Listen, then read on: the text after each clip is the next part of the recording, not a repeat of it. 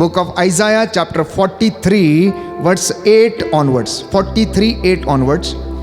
उन लोगों को सामने ले आओ जो आंख रहते अंधे हैं, कान होते हुए भी बहरे हैं। सारे राष्ट्र इकट्ठे हों, सब जातियां मिल जाएं। उनमें कौन राष्ट्र ऐसा है जिसने इस बात की भविष्यवाणी की थी? कहता पूछो इनसे, सबको बुला के लाओ और इन राष्ट्रों से पूछो कि इनमें कौन राष्ट्र ऐसा है जिसने इस तरीके की भविष्यवाणी की, जिसने पहले ही घटनाओं का संकेत दिया। केवल एक परमेश्वर, इब्राहिम, इसहाक और याकूब का परमेश्वर उन सब बातों के विषय में तुमसे बताता है और उसने भविष्यवाणी की। वे अपनी बातें प्रमाणित करने के लिए साक्षियों को ले आए, जिससे कि लोग उन्हें सुनकर कहें उन पर विश्वास किया जा सकता है। प्रभु ये कहता है तुम मेरे साक्षी हो। कहता ये लोग कितने लोगों को भी ले आए लेकिन ये प्रमाणित नहीं कर पाएंगे। तुम मेरे साक्षी हो, मैंने तुम्हें भेजा है, तुम मेरे सेवक हो। मैंने तुमको इसलिए नियुक्त किया कि तुम जान जाओ, मुझ में विश्वास करो और यह समझो कि मैं वही हूं। मेरे पहले ना तो कोई ईश्वर हुआ और ना मेरे बाद में कोई होगा। मैं ही प्रभु हूं, मेरे सिवा कोई उद्धारक नहीं। बोले आमेन, हालेलुया, हालेलुया, हालेलुया। हे प्रभु ईश्वर, मैं आपको अपना उद्धार करता, जीवन देने वाला ईश्वर स्वीकार करता हूँ। हे प्रभु यीशु, मैं आपको अपना मुक्तिदाता स्वीकार करता हूँ। हालेलुया, हे प्रभु यीशु, आज इन वचनों के द्वारा मुझे आशीष प्रदान कीजिए। Hallelujah, hallelujah. कहता है लेकिन इन सब बातों पर विश्वास करने के लिए तुम्हें पिछली बातों को भुलाना होगा। पिछली बातों को भुलाना होगा कि क्या तुम्हारी जिंदगी में अच्छा था या नहीं था।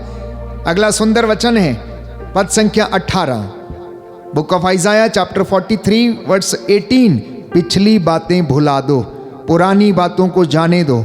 देखो मैं एक नया कार्य करने जा रहा हूं और वो प्रारंभ हो चुका है, वो प्रारंभ हो चुका है। आगे लिखता है कि क्या तुम उसे नहीं देखते?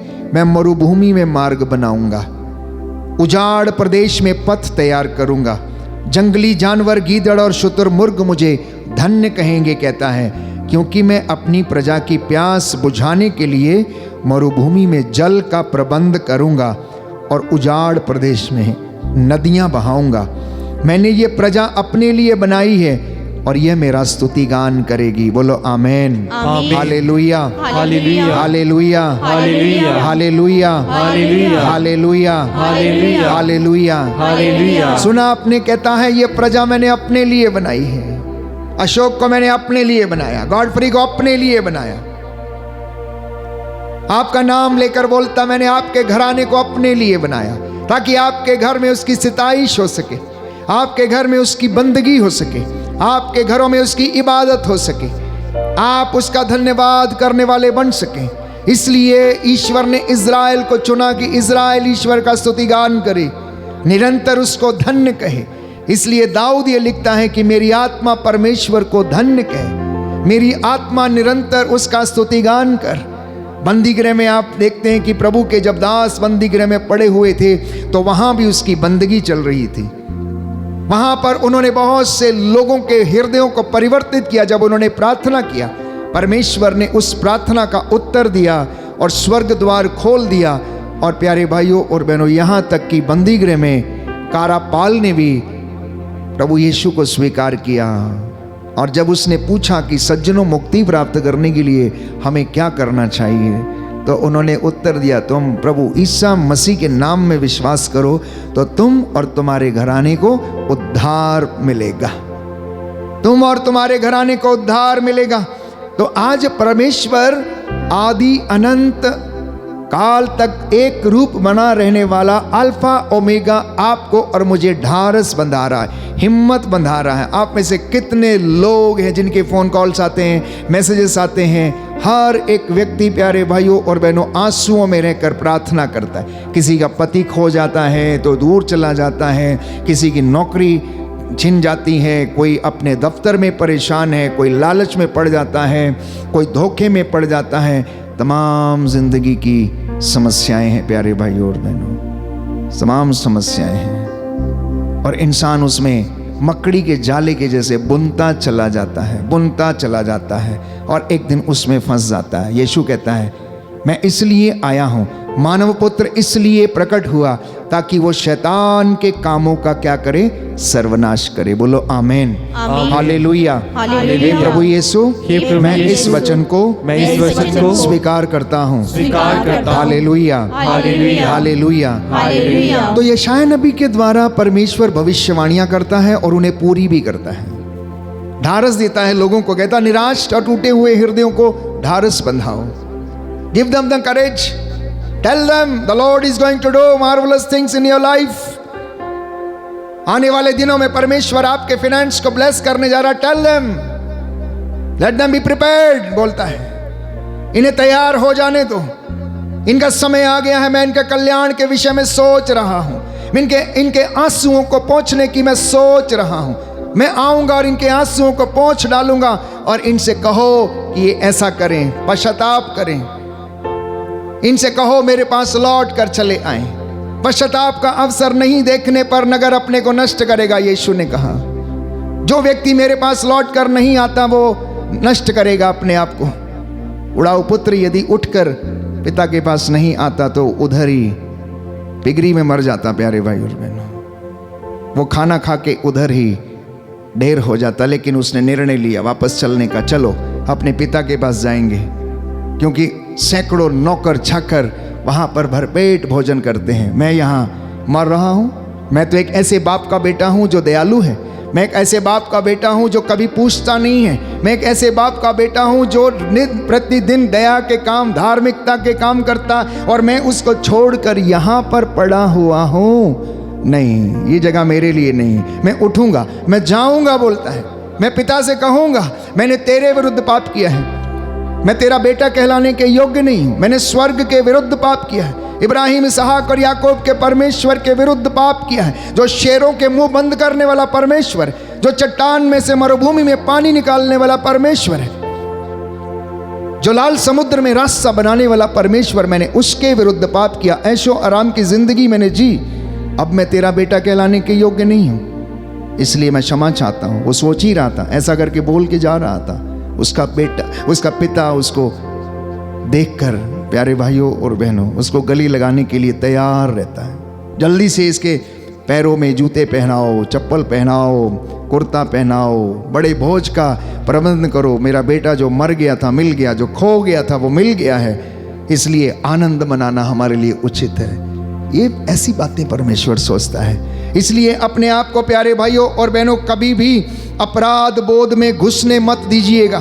अपने आप को कभी भी ऐसे बातों में मत घुसने दीजिए कि प्रभु आपसे प्यार नहीं करता है। वो आपको प्यार करता, क्षमा करने वाला परमेश्वर है। यदि आपके मन में अपराध बोध आ जाता है, शैतान को ये सबसे अच्छी युक्ति लगती है जिसके द्वारा वो आपको नष्ट करने का प्लान बना लेता है। अपराध बोध के कारण हम अच्छे नहीं हैं, हम बुरे हैं, हम इस लायक नहीं हैं, हम वचन नहीं बोल सकते, हमसे प्रार्थना नहीं होगी, हम वचन नहीं पढ़ पाएंगे, हम तो पापी मनुष्य हैं। प्यारे भाइयों और बहनों, बाइबल कहती है परमेश्वर हृदय देखता है, बाहरी रूप नहीं देखता है। वो शरीर नहीं देखता, वो मन के विचारों को देखता है। आपके विचार कैसे, उत्साह कैसा है, वो उसको देखता है। आप कितने उसके लिए भावुक, कितने उसके लिए आगे बढ़ने के लिए तैयार रहते हैं, वो आपको देखता है। लेकिन शैतान हमारी कमजोरियों का फायदा उठाकर हमको नष्ट करने का सपना देखता रहता है। इसलिए सावधान रहना, सावधान रहना प्यारे भाइयों और बहनों, सावधान रहना। आप जानते हैं उसने यूदस की जिंदगी में क्या खेल खेला, जिसे हम फॉलन डिसाइपल्स कहते हैं। जूदस है ना, प्रभु के 12 चेलों में से एक चेला Judas. Why did Judas fall? Judas क्यों गिर गया? यूदस क्यों गिर गया? उसके गिरने का कारण प्यारे भाइयों और बहनों ये था कि वो 2 मास्टर्स की सेवा करने में लगा हुआ था, दो स्वामियों की सेवा करने में लगा हुआ था। लेकिन यीशु ने कहा कि कोई भी दो स्वामियों की सेवा नहीं कर सकता। मत्ती का सुसमाचार अध्याय 6 पद संख्या 24, योहन के सुसमाचार अध्याय 6 पद संख्या 70 से 71 में हम पढ़ेंगे। फिर से अगले वचन में अध्याय 12 पद संख्या 4 से 6 में ये वचन है प्यारे भाइयों और बहनों, जहां पर प्रभु यीशु कहता है कि कोई भी व्यक्ति दो स्वामियों की सेवा नहीं कर सकता। या तो वो एक से बैर करेगा, दूसरे का प्रेम करेगा दूसरे से, या एक से प्रेम करेगा दूसरे से बैर करेगा। इतना ही नहीं, यूदस के गिरने का एक दूसरा कारण यह था कि वो अपने समुदाय के लोगों से, अपनी कम्युनिटी से बाहर रहता था, भाइयों से अलग था। He was away from his group, so called the disciples. इसलिए वो अकेला पड़ गया। जब वो अकेला हो जाता है प्यारे भाइयों और बहनों, तो बाइबल हमें बताती है कि अकेले व्यक्ति पर जल्दी क्या करता है, शेर घात लगाता है, उसको भीड़ से पहले अलग करता है। शेर को शिकार करते हुए देखा आपने? सबसे पहले उसकी जो तकनीक है, उसकी जो तरकीब है, वो उसको ढूंढता है जो भीड़ में से अकेला हो, जो कमज़ोर हो, जिसकी कोई कमज़ोर नस उसके पकड़ में आ जाए, वो उसके ऊपर अटैक करता, फिर उसको भगाता है, भगाता है, भगाता है। तो यूदस के गिरने का दूसरा कारण जो था वो ये था प्यारे भाइयों और बहनों कि वो अपने भाइयों से दूर चला गया। और बाइबल कहती है, भजन संहिता में हम पढ़ते हैं, कितना ही अच्छा है भाइयों का एक साथ रहना, कितना अच्छा है भाइयों का एक साथ रहना। जो भाई एक साथ नहीं है वो बिखर चुके हैं, जो मित्र एक साथ नहीं है, धोखा दिया है, वो आज बर्बाद हो चुके हैं। तो हमारे लिए ये एक सबक है कि हम यूदस की जिंदगी से कुछ सीखें। यूदस ने अपने ऊपर ज्यादा भरोसा किया, ईश्वर की इच्छा पर भरोसा नहीं किया। उसने अपनी बातों को पूरा करने की कोशिश की, ईश्वर को उसकी जिंदगी में काम नहीं करने दिया। उसने अपनी लॉयल्टी, अपनी ईमानदारी दूसरों को दिखाई। किसको दिखाई? शास्त्रियों और फरीसियों को। जब उसने कहा मैं 30 सिक्कों में उसे आपके हवाले कर दूंगा, he became more loyal to them than to Jesus. वो उससे बेवफाई करके शास्त्रियों और फरीसियों के साथ वफाई करने के लिए चला गया, उनको ईमानदारी दिखाने के लिए गया कि अगर मैं उसे पकड़वाऊं तो तुम मुझे क्या दोगे। उन्होंने बोला ठीक है, 30 सिक्के देंगे, चांदी के 30 सिक्के मूल्य उसने अपने गुरु के लिए निर्धारित किया। चांदी के 30 सिक्के क्या हैं? आपके पास इससे ज्यादा होंगे, हो सकता है सोने के भी होंगे, हो सकता है सोने के बिस्किट भी होंगे आपके पास, हो सकता है एक आधा तोला, 2 किलो, 3 किलो आपके लॉकर में पड़ा हो। तो चांदी के 30 सिक्के उसके सामने क्या है? कुछ भी नहीं है प्यारे भाई और बहनों। इसलिए बाइबल कहती अपने हृदय की रक्षा किया करो। बुरा और अच्छा विचार यहां से उमड़ता है, बुरा और अच्छा विचार यहां से निकलता है प्यारे भाइयों और बहनों। उसी के बाद जैसे ही शैतान उसके अंदर घुस गया, उसने प्रभु से बेवफाई की, उसके साथ उसने धोखा किया, शैतान उसके अंदर घुस गया और वो उसको पकड़वाने के लिए चला गया। यूदस से हमें सीखना है कि जिसको हम विश्वास करते हैं, जिसके नक्शे कदम पे हम चलते हैं, जो हमारा मुक्तिदाता है, हम उसके प्रति फेथफुल रहें, ईमानदार रहें। इसलिए बाइबल ये कहती है वफादारी और ईमानदारी का पट्टा आप अपने गले में पहन लीजिए, ये अंत में तुम्हारी रक्षा करेगा। बोलिए आमीन, हालेलुया, हालेलुया। यीशु की स्तुति हो, यीशु की स्तुति हो, यीशु को धन्यवाद, यीशु को धन्यवाद, यीशु की आराधना हो, यीशु की आराधना यीशु की हो, महिमा हो, यीशु की महिमा यीशु को धन्यवाद, यीशु को धन्यवाद, हालेलुया, हालेलुया। हे प्रभु यीशु, हे प्रभु आज यीशु, मेरी जिंदगी में, आज मेरी जिंदगी में ऐसे कई बार ऐसे कई बार क्षण आ जाते हैं क्षण आ जाते जब हैं, मैं आपसे दूर चला जाता हूँ। जब मैं आपसे दूर चला मुझे जाता क्षमा हूँ। कीजिए, मुझे क्षमा हालेलुया, हालेलुया, हालेलुया। हालेलुया। तो मैं आपसे बात कर रहा था कि भक्ति का जीवन जब हम जीते हैं या शिष्य बन के हम जीवन जीते हैं, कई मर्तबा मैंने आपको समझाने का प्रयास किया। यूदस कभी शिष्य बना ही नहीं, शिष्य के रूप में उसने धोखा किया। शिष्य के रूप में उसने धोखा किया। जिस थाली में खाया उसी में उसने छेद किया। He was never disciple। अगर वो डिसाइपल होता तो ऐसा नहीं करता, अगर वो शिष्य होता तो ऐसे नहीं करता। उसके अंदर ये शिष्यता का भाव आया ही नहीं, आज्ञा पालन का भाव आया ही नहीं, ओबीडियंस का भाव आया ही नहीं उसके अंदर, ईमानदारी का भाव आया ही नहीं। क्योंकि शैतान हर दिन उसके अंदर काम करता था, इसलिए खजाने में से वो पैसा चोरी करके लेकर आता था प्यारे भाइयों और बहनों। और अंत में क्या हुआ? अपराध बोध में चला गया और जाके फांसी लगा ली कि मैंने अपने गुरु को धोखा दिया, मैंने अपने प्रभु को धोखा दिया। आखिर मैंने ऐसा क्यों किया, मुझसे ऐसा क्यों हो गया? रिमोर्स में चला गया। रिमोर्स फीलिंग जिसे हम कहते हैं, उसमें से कभी बाहर नहीं आ पाया। वो अपने उस्ताद से, मतलब अपने मास्टर से, अपने गुरु से आंखें मिलाकर बात नहीं कर पाया। और बाइबल कहती है कि उसने जाकर अपने आप को पेड़ से लटकाकर फांसी से लटका दिया और वो मर गया। प्रभु कहता है इन्हें ढारस बंधाओ, इन्हें आशा का संदेश सुनाओ कि मैं वो प्रभु नहीं जो तुम्हारे पापों का लेखा रखता है, जो तुम पर दोष लगाता है। मैं ऐसा प्रभु नहीं हूं। मैं तो तुम्हें अनंत काल से प्रेम करता आया हूं। मैंने ही तो तुम्हारी आत्माओं को बनाया है। मैंने ही तो तुम्हें बताया, how can I hate you, मैं तुमसे कैसे नफरत कर सकता हूं। प्यारे भाइयों और बहनों, इसलिए यीशु ने कहा, जब गेतसेमनी बाग में प्रार्थना कर रहे थे, चेले बाहर बैठे थे, शिमोन शिमोन सावधान हो जाओ, शैतान को तुम्हें गेहूं की तरह फटकने का अधिकार मिला है। शैतान को तुम्हें गेहूं की तरह फटकने का अधिकार मिला है, परंतु मैंने तुम्हारे लिए प्रार्थना किया। कहता है मैंने तुम्हारे लिए प्रार्थना किया। हर एक को, शैतान को अधिकार है गेहूं की तरह फटकने का।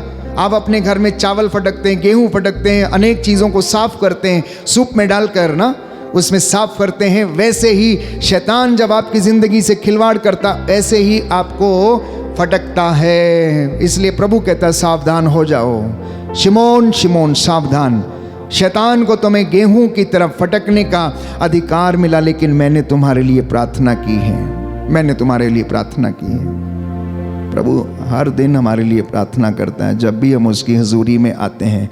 इसलिए निरंतर प्रार्थना करते रहना प्यारे भाइयों और बहनों, निरंतर प्रार्थना करते रहना। धन्यवाद की प्रार्थनाएं, prayers of supplication and thanksgiving should be offered every day to the Lord. It is a duty of the church, it is a duty of the priest, it is a duty of everyone who is following the Christ. हर व्यक्ति की, हर मसीही व्यक्ति की जिम्मेदारी है कि वो घर में जब लौट कर आता है, चाहे वो कितना भी बड़ा व्यक्ति क्यों ना हो, कितना भी बड़ा बिजनेसमैन क्यों ना हो, वो लौट कर आए और परमेश्वर का धन्यवाद करे। क्योंकि बाइबल हमें यही सिखाती है, बाइबल हमें यही सिखाती है। बहुत तरीके की प्रार्थनाएं हैं, बहुत तरीके की प्रार्थनाएं बाइबल हमें विभिन्न प्रकार की प्रार्थनाओं के विषय में बताती है। धन्यवाद की प्रार्थना जिसे हम भजन संहिता में पढ़ते हैं, धन्यवाद के बहुत अच्छे भजन हैं। साम नंबर 150, साम नंबर 34, साम number 95, psalm number 100, they are the prayers of thanksgiving. Psalm number 65, they are the psalms of thanksgiving. आखिर आपके पास क्या नहीं है जो आपको नहीं दिया गया है? सांसें भी आपको दी गई हैं, ये आपकी अपनी नहीं है। अपनी होती तो शायद आज आप खुदा बन के घूमते हैं यहाँ पर इस दुनिया में। शुक्र है कि ये भी हमें उधार में दी गई हैं। अगर कोई क्लेम करने लगे कि मेरी अपनी है तो उसका अहंकार बढ़ जाता है प्यारे भाई और बहनों। इसलिए परमेश्वर वो सब देखता है, वो सब देखता है। उसकी आंखें कहती सब कुछ देखती हैं। इसलिए धन्यवाद के निवेदन जब मैं और आप उसको समर्पित करते हैं तो हम उसके सामने प्यारे भाइयों और बहनों अपने आप को नतमस्तक करते हैं, अपने परिवार को, अपनी ज़िंदगी को, अपने जीवन को, अपनी बुलाहट को, अपने विश्वास को हम सरेंडर करते हैं। धन्यवाद। Every day you must thank him, every day. आप सो के उठते हैं, इतना पर्याप्त है। कितने हैं जो सो के उठते ही नहीं हैं, सो के उठते ही नहीं हैं। कितने हैं जो रोज़ दुर्घटना में मारे जाते हैं। कितने ऐसे लोग हैं प्यारे भाई और बहनों जो पागल हो जाते हैं, जिनको पता ही नहीं लगता करना क्या है, और फिर भी इंसान उसी चीज के पीछे दौड़ता रहता है, जिंदगी ऐसे ही गुजार लेता है। 80 साल के जीवन के अंतराल में आप 40 साल सोते हैं और लगभग 40 साल आप जागते हैं। 80 साल का अगर जीवन आप देखें तो 12 hours of darkness, 12 hours of light, तो आपके पास 40 साल ही हैं जो आप दिन में गुजारते हैं, बाकी के 40 साल आप रात में गुजरते हैं। इस तरीके के आप अपनी लाइफ को आप कंपेयर कीजिए। बच्चा छोटा है, बड़ा होता है, पढ़ता है, नौकरी ढूंढता है, 27 साल तक 28-30 साल तक सेटल होने की कोशिश करता है, उसके बाद शादी करता है, 1-2 बच्चे हो जाते हैं, उसके बाद उनको सेटल करने में उनकी लाइफ गुजर जाती है। आपने क्या खोया है, आपने क्या पाया? What have you gained? पैसा जो आपका अपना नहीं है, लॉकर में जो आपने जमा करके रखा जो आपका अपना नहीं है, प्रॉपर्टी जो आपने खरीद के रखी, मेरे आने वाले वंश अच्छे से खाएंगे पिएंगे, वो भी आपकी अपनी नहीं है। किसके लिए? For what? कहता है तूने वो इकट्ठा किया जो तेरे साथ नहीं जाएगा, जो तेरे साथ जाने वाला था वो तूने कभी इकट्ठा ही नहीं किया, कहता है। हम वो जोड़ते हैं जिसे हम साथ में लेकर नहीं जाएंगे, हम वो खो देते हैं जिसे हमें साथ में लेकर जाना है। प्रार्थना एक ऐसा माध्यम है प्यारे भाइयों और बहनों जो परमेश्वर के राज्य के दरवाजों को खोलता है। मैं जानता हूं आप प्रार्थना करते हैं, मैं ये नहीं कह रहा कि आप प्रार्थना नहीं करते हैं, पर क्या आप उससे कनेक्ट हो पाते हैं? क्या आप उसके तार उससे जुड़ते हैं या नहीं जुड़ते हैं? कभी अपना वाईफाई कनेक्ट करना ऊपर से करना, बाजू वाले से नहीं करना। वाईफाई ऊपर के साथ कनेक्ट करना प्यारे भाई और बहन, तब हमें समझ में आएगा कि वो हमसे क्या बातें करना चाहता है, क्या ट्रांसफर करना चाहता है, क्या हमारी जिंदगी में देना चाहता है। एक दिन अपने जीवन की किताब को प्यारे भाइयों और बहनों प्रभु यीशु के साथ या स्वर्ग में उसके साथ अपनी स्क्रीन को कनेक्ट कर दीजिए and tell him to delete and correct. जैसे आप स्क्रीन शेयरिंग करते हैं लोगों के साथ, अपने मित्रों के साथ, अपनी जिंदगी की स्क्रीन को शेयर करना किसी दिन बैठ के, ये मामूली बातें नहीं हैं, ये बहुत गहराई की बातें, गंभीरता की बातें हैं। आप कनेक्ट होके देखिए, आपको परमेश्वर आपसे बातें करेगा और बताएगा। इसलिए मैंने कहा कि प्रार्थना करना कभी मत छोड़िए, क्योंकि प्रार्थना जीवन में हमारे लिए स्वर्ग के द्वार को खोल देती है, स्वर्ग के द्वार को खोल देती है। बड़े बड़े महान कलाकार, महान खिलाड़ी जब वो जीते या जब वो जंग लड़ने के लिए गए, सैनिक लोग, तो उन्होंने अपने खुदा को याद किया, प्रभु को याद किया उन्होंने।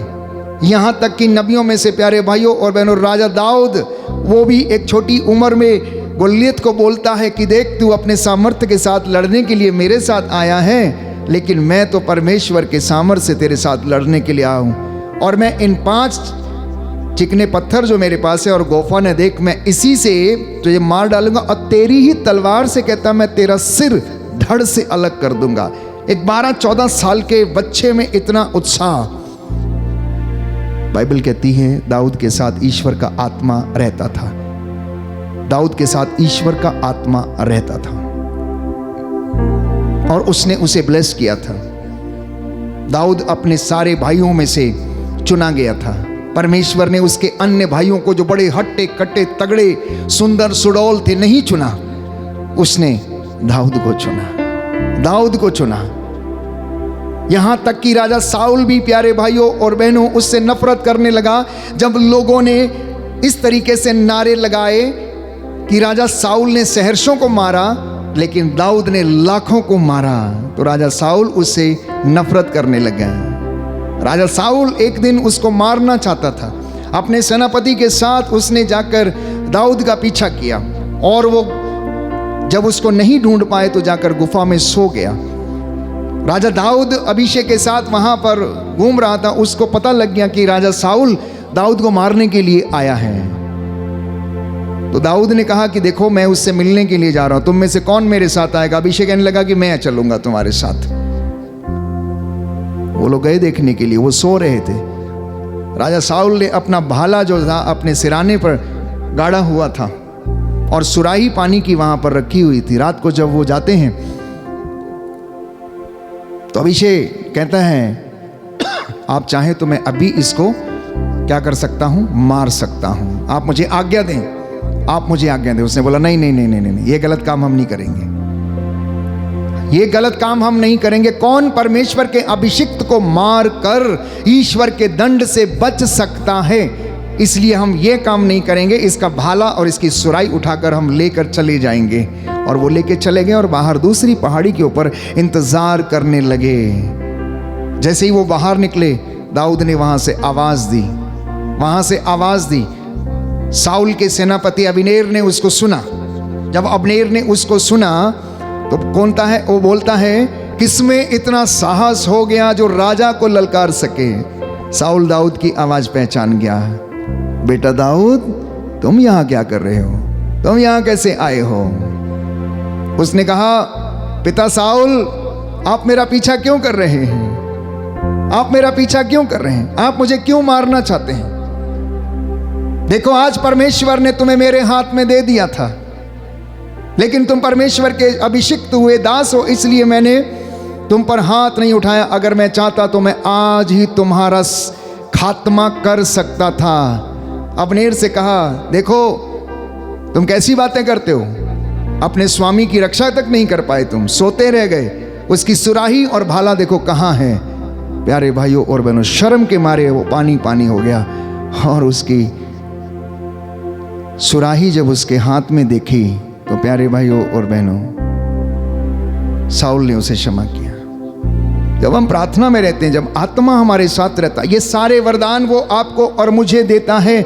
इसलिए अब याद कीजिए कि यदि राजा दाऊद ने साउल के ऊपर हाथ नहीं उठाया, उसे क्षमा कर दिया, उसके बदले में जब दाऊद से गलती हो गई तो परमेश्वर ने भी उसे क्षमा किया और फिर से 40 साल तक उसे इज़राइल का राजा बनाकर रखा। क्षमा में इतना पावर है, इतनी ताकत है क्षमा करने में। तो प्रार्थना और क्षमा ये हमारी जिंदगियों में आशीषों को फेच करती हैं। प्यारे भाई और बहनों, ये हमारी जिंदगी में आशीषों के दरवाजों को खोलती हैं। धन्यवाद की प्रार्थना आपकी जिंदगी में हर वक्त ईश्वर को आशीष को महसूस करने का अवसर प्रदान करती। बोलिए amen, hallelujah, hallelujah, hallelujah, hallelujah. तो बात जब प्रार्थना की मैं कर रहा हूं कि प्रार्थना के जरिए में और आप उसके नजदीक आते हैं, तो दूसरी प्रार्थना का तरीका है इंटरसेसरी प्रेयर, मध्यस्थता करना। मूसा सबसे बड़ा मध्यस्थ था परमेश्वर और इजरायली प्रजा के बीच में। मूसा सबसे बड़ा मध्यस्थ था, वो इंटरसेशन करता है। इतना ही नहीं, इब्राहिम इंटरसेशन करता है। पिता इब्राहिम जो हम विश्वास में हमारा पूर्वज है, परमेश्वर से क्या इंटरसेशन करता है। देखो अगर 50 धर्मी भी इस नगर में पाए जाएं तो क्या इसके लिए फिर भी तू इसे नष्ट करेगा? बोला जा फिर, अगर बात ऐसी है, अगर उस नगर में 50 धर्मी भी मिल जाएं तो भी मैं उसको नष्ट नहीं करूंगा। और आप जानते हैं कि इब्राहिम धीरे धीरे करते करते, मेरा प्रभु क्रोध ना करे, मेरा प्रभु मुझे माफ करे, मेरा प्रभु गुस्सा ना करे।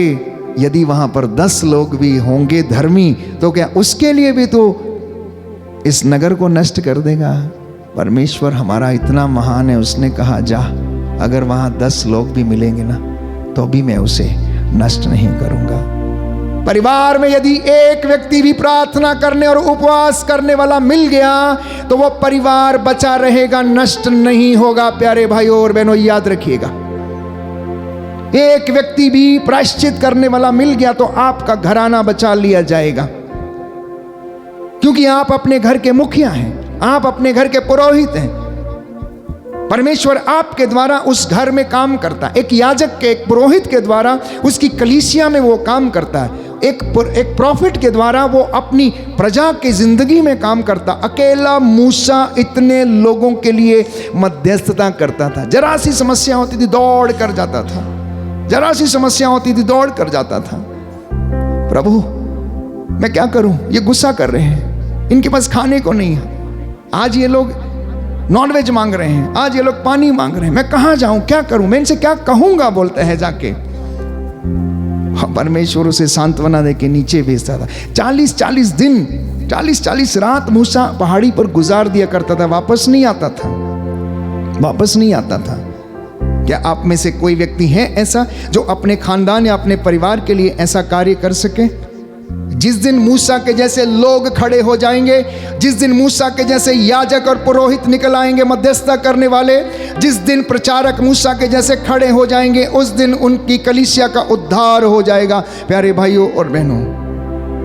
क्योंकि बाइबल हमें बताती है, परमेश्वर ने कहा याजकों वेदी के सामने घुटना टेको, हाथों को उठाओ, आंसुओं को बहाओ, चिल्लाओ और मेरी प्रजा के पापों के लिए तुम प्रायश्चित करो। कहता है मेरी प्रजा के पापों के लिए तुम प्रायश्चित करो। ये भटकी हुई भेड़ों के समान है, बिना चरवाहे की भेड़ों के समान है। और इतना ही नहीं, इजराइलियों को तो ये भी उसने कह डाला कि देखो,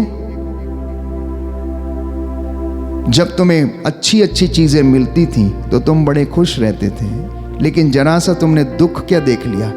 हे इफ्राइम, जरा सा तेरी जिंदगी में दुख क्या आ गया कि तू दूर चला गया, सुख में दुख में तेरे पापों की गठरी तेरे सिर पर बंधी रही है। कहता है तेरे पापों की गठरी तेरे सिर पर बंधी हुई है, और कहता है कि मैं उसका हिसाब करूंगा, इसलिए मैं तुझे थोड़ी देर के लिए छोड़ दूंगा, आंखों से ओझल कर दूंगा मैं तुझे थोड़ी देर के लिए। परमेश्वर नाराज होता है प्यारे भाई और बहनों, नाराज होता है। जब एक माता पिता से उसके बच्चे दूर जाते हैं तो माता पिता नाराज होते हैं।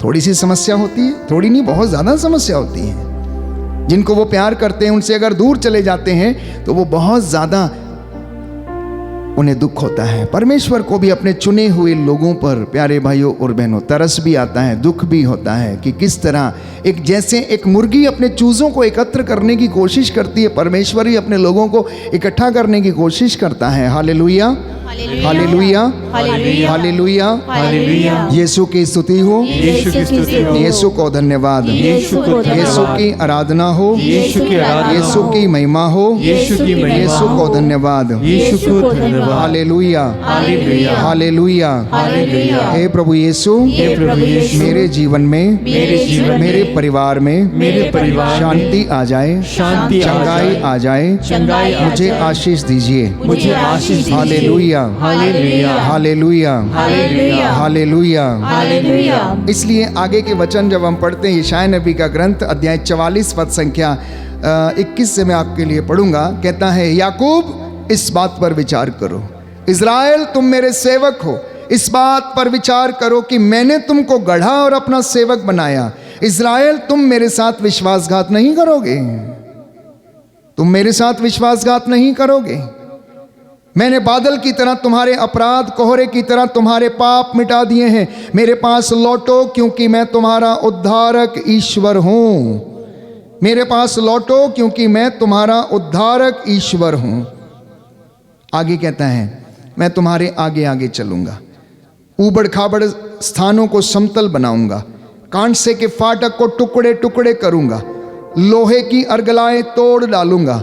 मैं तुमको अंधकार में छिपे हुए खजाने और गुप्त स्थानों में रखी संपत्ति दूंगा, जिससे कि तुम जान जाओगे कि मैं ही प्रभु। कितनी कोशिश की परमेश्वर ने इजराइलियों को ये सब समझाने की, बताने की, और आज भी इन वचनों के द्वारा अपनी नए इजराइल को, नई कलीसिया को, विश्वासियों को, चुने हुए लोगों को, प्रचारकों को, आपको और मुझे वो फिर वचन सुनाता रहता है, सुनाता रहता है, सुनाता रहता है कि हम फिर से लौट कर उसके पास चले आए। बोलो amen, hallelujah, hallelujah, hallelujah, hallelujah. यीशु की स्तुति हो, यीशु की यीशु स्तुति को हो, धन्यवाद, यीशु को धन्यवाद, यीशु की आराधना हो, यीशु की आराधना, यीशु की महिमा हो, यीशु की महिमा, यीशु को धन्यवाद, यीशु को धन्यवाद, हालेलुया, हालेलुया, हालेलुया। हालेलुया। तो प्रियजनों, अपनी समस्याओं में परमेश्वर को याद कीजिएगा, प्रार्थना के माध्यम से बुलाइए। Call God in your trials and tribulations. अपनी समस्याओं में उन्हें आमंत्रित कीजिए और कहिए कि प्रभु हमारे घर में आकर रुक जाइए, हमारी नाव में आकर बैठ जाइए, आज हमारे यहां ठहर जाइए प्रभु। इतना जल्दी क्या है आगे जाने की? हमारे घर में भी आके रुकिए, हमसे बातें कीजिए, वो वचन आपसे बातें करेगा। जब आप रोज पढ़ते हैं, मैं समझता हूं कि आपके सबके घर में बाइबल पढ़ी जाती है। पढ़ते तो हैं, स्वीकार कितने लोग करते हैं? स्वीकार कितने लोग करते हैं? नजरअंदाज कर देते हैं। उसमें से जो अच्छा है अपने लिए, मेरा फाइनेंस ब्लेस हो जाए, मेरी गाय ब्लेस हो जाए, मेरी बकरी ब्लेस हो जाए, मेरी गाड़ी ब्लेस हो जाए, मेरा लोन का फाइल पास हो जाए, मेरा नौकरी मिल जाए, आज मेरा ऐसा हो जाए, आज मेरा वैसा हो जाए, यही सुनना पसंद है। यह सुनना पसंद नहीं कि मेरी आंखों के सामने अपना अधर्म दूर करो। यह सुनना पसंद नहीं कि तुम्हारी उंगलियां रक्त से रंगी हुई हैं। यह सुनना पसंद नहीं तुम्हारी आंखें किंतु देखती नहीं है। यह सुनना पसंद नहीं तुम्हारा कान है कि फिर भी सुनता नहीं। यह सुनना पसंद नहीं है कि तुम अपवित्रता का जीवन व्यतीत करते हो। यह सुनना पसंद नहीं कि तुम मारे मारे फिरते हो। यह सुनना पसंद नहीं कि तुम्हारी संपत्ति पर श्राप लगा हुआ। यह सुनना भी पसंद नहीं है कि जाओ अपनी संपत्ति बेच दो और गरीबों में बांट दो और तुम्हारे लिए स्वर्ग में पूंजी रखी रहेगी। यह सुनना भी पसंद नहीं है कि तुम मेरे पास लौट कर आओ। यह सुनना भी पसंद नहीं कि थोड़ी देर मेरे पास बैठ जाओ। क्या सुनना है? इंग्लैंड में नौकरी, अमेरिका में नौकरी, कनाडा में नौकरी, अच्छी लड़की, अच्छा लड़का, ये सुनना है। मेरा घर बन जाए, मेरा बिजनेस अच्छा हो जाए, ये सुनना है। प्यारे भाइयों और बहनों, वो सब चीजें जरूरी हैं, लेकिन प्रायोरिटी क्या है? प्रायोरिटी क्या है? वो कहता है जो मुझे सबसे पहले सम्मान देता है, जो मेरा आदर करता है, मैं उसका आदर करता हूं, और जो मुझे तुच्छ जानता है, मैं उन्हें तुच्छ जानता हूं। ये मेरे वचन नहीं, ये बाइबल के वचन है। और परमेश्वर आपसे आज इन वचनों के माध्यम से बातें कर रहा है। इसलिए याद करिए, दाऊद क्या कहता? मैंने संकट के दिन में उसको पुकारा। भजन संहिता 118 पद संख्या 5 और 6, साम number 118 words 5 to 6। I called out to him in my trials। जब मैं संकट में था तब मैंने उसको पुकारा, उसने मेरी सुनी और मेरा उद्धार किया। बाइबल कहती है क्योंकि प्रभु मेरे साथ है, मुझे कोई भय नहीं, मनुष्य मेरा क्या कर सकता है। साम नंबर 23 जो एक सुंदर भजन है, उसमें वो कहता चाहे अंधेरी घाटी होकर जाना क्यों ना पड़े, मुझे किसी अनिष्ट की शंका नहीं, क्योंकि तू मेरे साथ रहता, तेरी लाठी और तेरे सोटे पर मुझे भरोसा है। कितने लोग ये सब कह सकते हैं? अपने आप से पूछना। इसलिए मैंने कहा अपनी जिंदगी की जो किताब है उसकी स्क्रीन को आज प्रभु के साथ शेयर करना ना, शेयरिंग द स्क्रीन, और अपना वाईफाई उधर कनेक्ट करना। थोड़ा समझ में आएगा, जरूर आएगा। परमेश्वर अपने दास के माध्यम से आपसे बातें कर रहा है। कहता है यदि तुम मुझे पुकारोगे मैं तुम्हारी प्रार्थना सुनूंगा। Book of Isaiah chapter 58। यीशु ने योहन के सुसमाचार में क्या कहा? तुम्हारे पास कुछ नहीं है क्योंकि तुम प्रार्थना नहीं करते हो। तुम्हारे पास कुछ नहीं है क्योंकि तुम प्रार्थना नहीं करते। यदि करते हो तो अपने स्वार्थ के लिए करते हो। जैसा मैंने आपसे कहा, तुम्हारी प्रार्थनाएं स्वार्थ की प्रार्थनाएं हैं। गाड़ी, मोटर, बंगला, लोन, ये वो दुनिया भर की बातें। कहता इसलिए तुम्हारे पास कुछ नहीं है। क्या फायदा सारी संपत्ति, सारा धन इकट्ठा कर लो और अपनी आत्मा को गंवा दो, तो इससे लाभ क्या है? बोलता है इससे लाभ क्या है? क्या लीजेंड हम क्या पीछे छोड़ कर जा रहे हैं?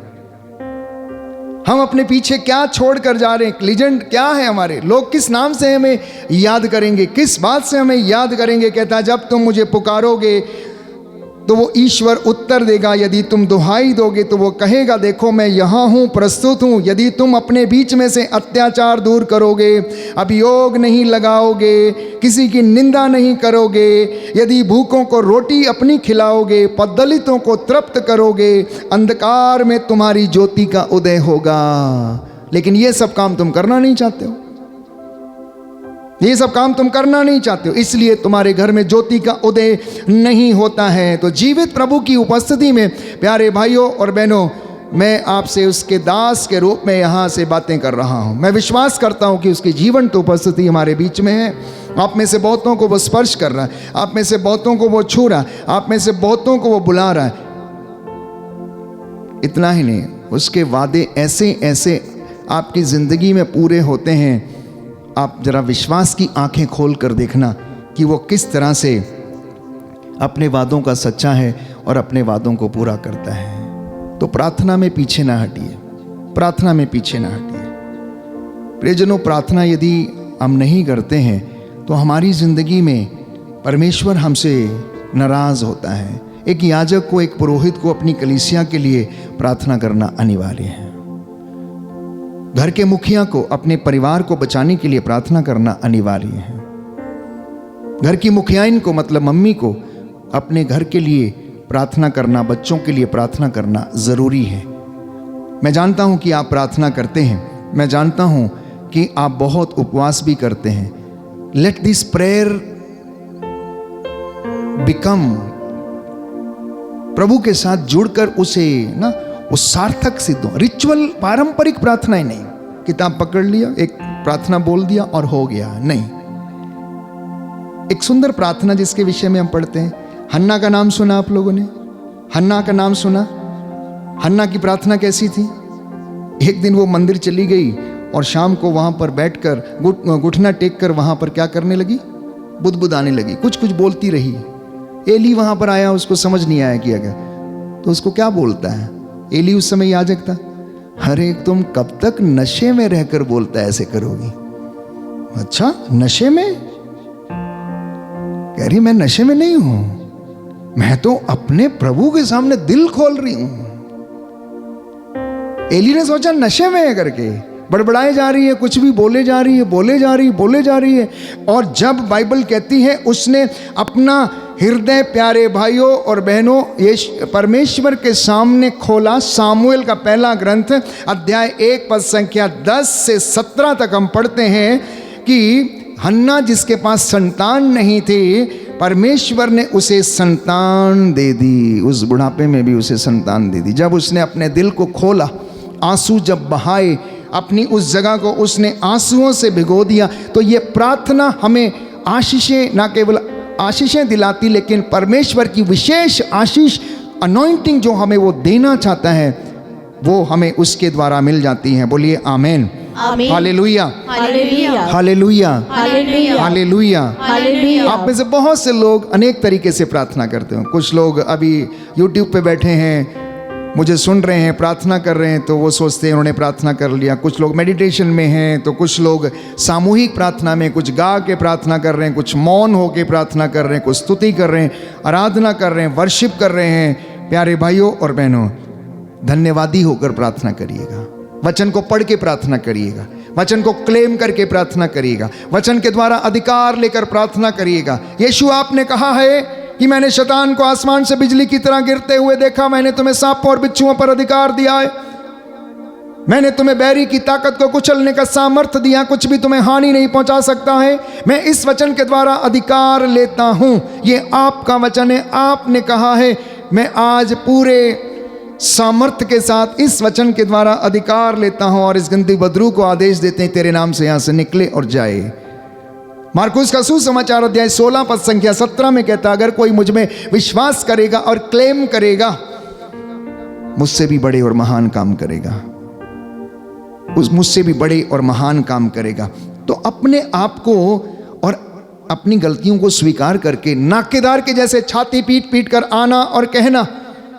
आपको मालूम है नाकेदार भी प्रार्थना करने आया, एक फरीजी भी आया, फरीजी आया, मैंने ये किया, मैंने वो किया, मैंने ऐसा किया, मैंने वैसा।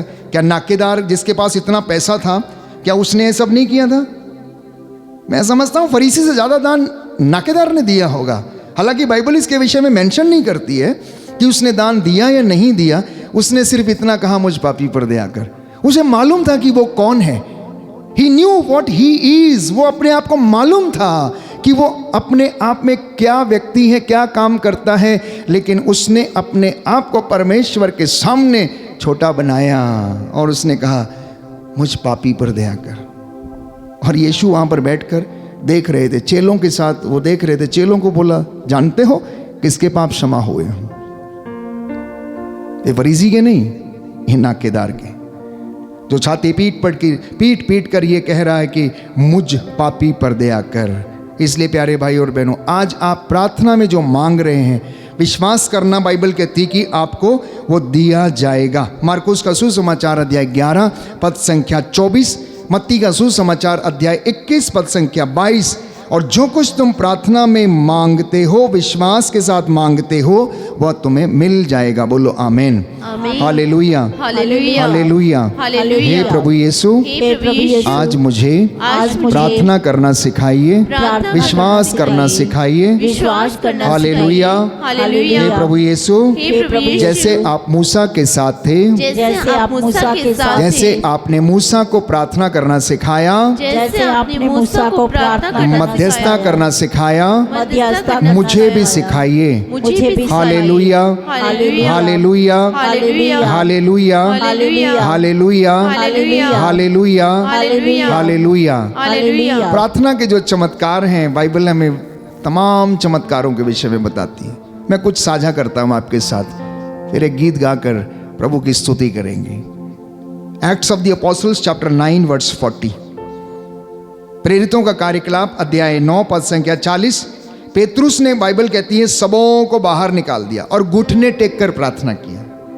Acts of the Apostles chapter 9 verse 40, प्रेरितों का कार्यकलाप अध्याय 9 पद संख्या 40 और उससे आगे बाइबल में बताती है, लिखा है कि पेतरुस ने सबों को बाहर किया और घुटने टेक कर प्रार्थना की। इसके बाद वह शव की ओर मुड़कर बोला, तबिथा उठो। उसने आंखें खोल दी और पेतरुस को देखकर वह उठ बैठी। पेतरुस ने हाथ बढ़ाकर उसे उठाया और विश्वासियों तथा विधवाओं को बुलाकर उसे जीता जागता उनके सामने उपस्थित कर दिया। यह बात पूरे योप्पे में फैल गई और बहुत से लोगों ने प्रभु में विश्वास किया। प्रभु में विश्वास किया। प्रभु के चेले पेतरुस ने मुर्दे को जिंदा किया। बताइए, प्रार्थना का चमत्कार। घुटने टेका पहले, उसके बाद प्रार्थना किया, उसके बाद अधिकार लेकर वचन के द्वारा बोला, तबिथा उठो, और वो उठ बैठती है। प्रार्थना का दूसरा चमत्कार मैंने आपको बताया कि परमेश्वर ने हन्ना की प्रार्थना को सुना और उसे एक सुंदर सामुएल नामक व्यक्ति उसे प्रदान किया। Acts of the Apostles chapter 12 verse 5, बंदी गृह में जब पौलुस और सिलास बंदी गृह में बंधक थे तो कलीसिया आग्रह के साथ प्रार्थना कर रही थी। नॉट सिंपली प्रेइंग, आग्रह के साथ, earnestly, the word used is earnestly praying. इतना ही नहीं, गेत्सेमनी बाग में योहन के सुसमाचार में हम पढ़ते कि जैसे जैसे यीशु मसीह का दुख भोग नजदीक आता जा रहा था, वो और भी ज्यादा एकाग्र होते जा रहे थे और उनका जो पसीना था वो खून के रूप में वहां पर बहा और उन्होंने ऐसा अपना पसीना बहाया। राजाओं का दूसरा ग्रंथ अध्याय 19 पद संख्या 19, राजा हिजकिय्याह ने यरूशलेम को बचाने के लिए प्रार्थना की। पद संख्या अध्याय 19 पद संख्या 35 में, उस रात ईश्वर के दूत ने असूर के राजा को शिविर में 1,85,000 लोगों को मौत के घाट उतारा। उस दिन प्रार्थना का चमत्कार। जब राजा हिजकिय्याह ने ईश्वर से प्रार्थना किया कि यरूशलेम को प्रभु बचा, तो उस दिन प्रभु का दूत उतर के आया, 1,85,000 लोगों को उसने मौत के घाट उतारा उस दिन रात को। जैरूस की बेटी मर गई थी, जानते हैं, मार्कुस का सुसमाचार अध्याय 5 पद संख्या 23। और उसने कहा मेरी बेटी आ गई। प्रभु ने कहा मैं आकर उसे चंगा कर दूंगा। वो गए, वहां पर जाते हैं, लोग विलाप कर रहे थे, रो रहे थे, वहां पर रो रहे थे। उसने कहा बेटी, लड़की मरी नहीं है तो सोई हुई है। लोग वहां पर उसका मजाक उड़ाने लगे। वहां पर जब उनका मजाक उड़ाने लगे, उन्होंने सबको घर से बाहर कर दिया और वो वहां पर गए। उन्होंने लड़की से कहा, ओ लड़की मैं तुमसे कहता उठो, तालिथा कुम्मी, अर्थात ओ लड़की मैं तुमसे कहता उठो। और वो उठ बैठी और उसने उसे अपने पेरेंट्स को दे दिया और उससे कहा इसे खाने पीने के लिए कुछ दे दो। प्रार्थना के चमत्कार। मूसा ने परमेश्वर से कहा कि मुझे अपनी महिमा दिखा, निवेदन किया। एक्सोडस चैप्टर 33 वर्स 18, परमेश्वर ने कहा, देख मेरी महिमा तू नहीं देख पाएगा, फिर भी मैं तेरे सामने से मैं होकर गुजरूंगा, तो मेरी पीठ का पिछला हिस्सा देख लेना। क्योंकि परमेश्वर तो जो प्यारे भाइयों और बहनों, उसका तेज इतना ज़्यादा, इतनी पवित्रता है कि उसको देखने के लिए हमें उस तरीके की पवित्रता की आवश्यकता है। उसने कहा कि अगर तू देख लेगा तो भस्म हो जाएगा, बोलता है। इसलिए जब मैं निकलूंगा तो मेरी पीठ का पिछला हिस्सा तू देख सकता है।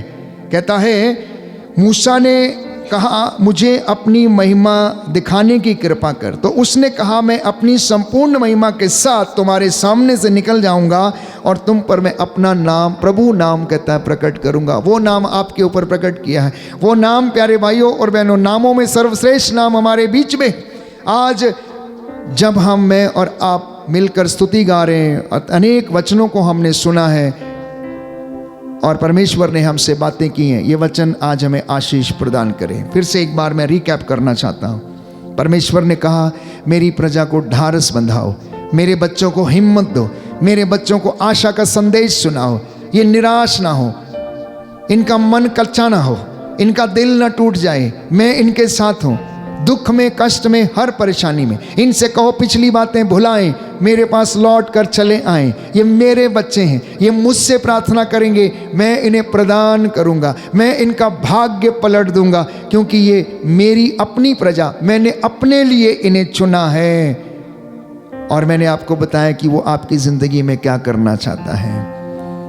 हो सकता है कि आपके घर में कोई ऐसी बातें नहीं है, कोई ऐसी चीज़ें नहीं है, बट आपका विश्वास मरा हुआ है। हो सकता है आपके विचार बूढ़े हो चुके हैं, हो सकता है आपके विचार मर चुके हैं, हो सकता है आपका इनर कॉन्शियस मर चुका है कि आप अपने भाई और अपनी बहन में प्यार देख पाने में असमर्थ हैं। हो सकता है कि आप सच्चा प्यार करने में असमर्थ हैं। आज अपने दिलों को जिंदा रखिएगा, अपने विचारों को परमेश्वर में, मसीह में जिंदा रखिएगा। वो ईसा नाज़री प्यारे भाइयों और बहनों आपके घर में इस वक्त मौजूद है। जितने लोगों ने एक साथ मिलकर उसे याद किया है, वो आप सबको चंगा करने और बंधन तोड़ने के लिए आया। आइए हम प्रार्थना करें कि प्रभु हमें आशीष प्रदान कर, तेरी रूह का ताज़ा मसा और अभिषेक हम पर उतरे और हमारी प्रार्थना का तो उत्तर दे। हमारे बड़े बूढ़ों बुजुर्गों को आशीष दे। आँखों को बंद करें, प्रार्थना करें। आपने वचन सुना, परमेश्वर ने इस वचन के द्वारा आपको एक रास्ता दिखाया है। प्यारे भाइयों और बहनों, अपने मार्ग बदल दीजिए, जीवन बदल जाएगा, आपका घराना, आपका परिवार बदल जाएगा। आप शुद्ध हो गए, आप नए हैं व्यक्ति है, आप नए इज़राइल हैं। यीशु मसीह आपसे प्यार करता है, उसने आपको सिखाया किस तरह प्यार करना है। आइए हम प्रार्थना करें कि प्रभु आप हमारी ज़िंदगी में आ जाइए, हमारे जीवन में तेरा आशीर्वाद ठहरे और तू हमारी ज़िंदगी में अपनी रूह का ताज़ा अभिषेक और मसा प्रदान कर। हम इस गीत को बयां करेंगे, जैसे मैं मूसा के साथ था, मैं तुम्हारे भी साथ हूँ। आप में से जो निराश है, जो आंसू बहा रहे थे, हिम्मत ना हारिए। जो कष्ट में है, लकवे से पीड़ित है, स्किन इन्फेक्शन के रोग से पीड़ित हैं, लाइलाज बीमारियों से पीड़ित हैं, थायराइड की समस्या से पीड़ित हैं, बदरूहों के लश्करों से जकड़े हुए हैं, एक के एक व्यक्ति यीशु के नाम से अभी और इसी वक्त चंगा हो जाए। Be healed and cleansed in the name of Jesus. यीशु के नाम पर आज़ाद हो जाओ। गंदी बदरूहों के लश्कर, संपत्ति पर लगे हुए पाप श्राप बंधन, नौकरी पर लगे हुए पाप श्राप बंधन यीशु के नाम पर आज खारिज करते हैं। बोलिए आमेन, आमीन, आमेन, आमीन, हालेलुया, हालेलुया, हालेलुया, हालेलुया। हे प्रभु यीशु, हे प्रभु यीशु, मेरे परिवार पर, मेरे परिवार पर, मेरे खानदान पर, मेरे खानदान पर, मेरी धन संपत्ति पर, मेरी धन संपत्ति पर, शैतानी आत्माओं का, शैतानी आत्माओं का, तंत्र मंत्र जादू टोने का तंत्र मंत्र जादू कोई अधिकार नहीं है, कोई अधिकार कोई अधिकार नहीं है। कोई अधिकार नहीं। हे प्रभु यीशु, हे प्रभु यीशु, पवित्र वचन कहता है, पवित्र वचन कहता है, गणना ग्रंथ अध्याय 23 पद संख्या 22, पद संख्या 22, इज़राइल के विरुद्ध इज़राइल के विरुद्ध अभिचार व्यर्थ है, अविचार व्यर्थ है, याकूब के विरुद्ध याकूब के अभिचार व्यर्थ है, अविचार व्यर्थ है, उसके खिलाफ उसके खिलाफ कोई तंत्र मंत्र, कोई तंत्र मंत्र, जादू टोना जादू टोना नहीं चलता। नहीं चलता। Hallelujah, hallelujah hallelujah, hallelujah hallelujah. Hallelujah. हे पिता ईश्वर, हे पिता आज के ईश्वर, दिन के लिए, आज के दिन जीवन के के लिए, वरदान के लिए, जीवन के वरदान अच्छे के स्वास्थ्य के लिए अच्छे हम स्वास्थ्य आपको के लिए धन्यवाद देते हैं। आपको धन्यवाद। Hallelujah, hallelujah. हालेलुया। हालेलुया। प्रियजनों, मैं आपके लिए प्रार्थना कर रहा हूँ, आपके परिवारों के लिए, आपके परिवारों के लिए, निसंतान दंपतियों के लिए, जिनके संतान नहीं है, जिनके शरीर में कमी कमजोरी है, जो लकवे से पीड़ित हैं, आईसीयू में हैं, अस्पतालों में हैं, टखनों में दर्द है, जिनके सिजेरियन हुए हैं, ऑपरेशंस हुए हैं, जो अपने रोग शैया पर करार हैं, प्रभु यीशु आपको ब्लेस करे, चंगे हो जाओ। Be healed and cleansed in the name of Jesus. यीशु के नाम पर आज़ाद हो जाओ। जो अनेक प्रकार के ऐसे बुरे दुष्ट आत्माओं से पीड़ित हैं, अहंकार, ईर्ष्या, द्वेष, घृणा, दलबंदी, मतवालापन, यीशु आपको आशीष दे, आज़ाद करे। बोलो आमीन, आमीन आमीन। आमीन। आइए हम अंगीकार करें, जैसे मूसा के साथ प्रभु आप थे, मेरे परिवार के साथ, मेरे साथ भी रहने की कृपा कीजिए।